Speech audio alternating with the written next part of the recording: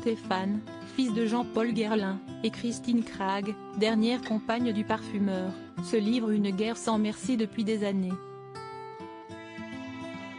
L'héritier vient d'ailleurs de remporter une bataille. Ce jeudi 12 janvier, comme le rapporte l'Op, la Cour d'appel de Versailles a donné son verdict sur un nouveau volet judiciaire.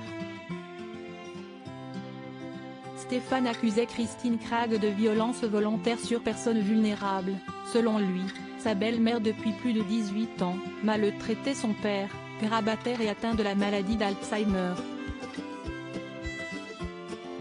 Après concertation, la Cour d'appel de Versailles a jugé coupable Christine Cragg des faits qui lui sont reprochés. Pour ces violences et le harcèlement dont elle aurait aussi fait preuve aussi envers un membre du personnel de maison, la Danoise de 64 ans a écopé d'une peine de 4 mois de prison avec sursis et de 2 amendes en guise de dommages et intérêts, une première de 3 000 € pour Stéphane Guerlain, une seconde de 2 000 € pour l'employé de maison. Des faits pour lesquels elle avait pourtant été relaxée en septembre 2021.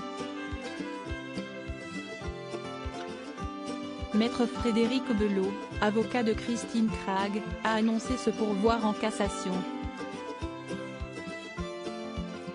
Un mariage à l'origine de la guerre CIST en 2007, à l'annonce d'un potentiel mariage avec Jean-Paul Guerlain, que Christine Cragg et Stéphane Guerlain ont commencé à se déchirer.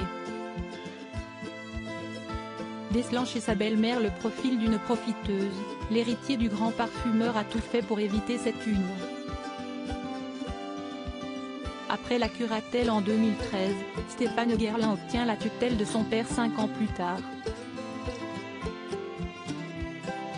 En novembre 2021, Christine Cragg, après plusieurs mains courantes déposées, porte plainte à son tour contre Stéphane Guerlain, qu'elle accuse de tentative de meurtre à son égard. « J'ai fait l'objet d'une tentative de meurtre. Si est très dangereux pour moi en ce moment.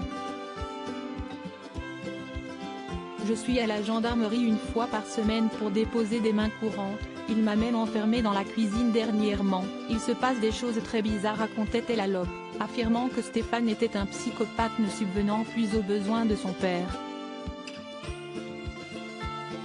La date de la prochaine audience n'est pour l'heure pas encore fixée. Ce que le jugement ne dit pas, a-t-elle encore le droit de vivre au domicile de Jean-Paul Guerlain ?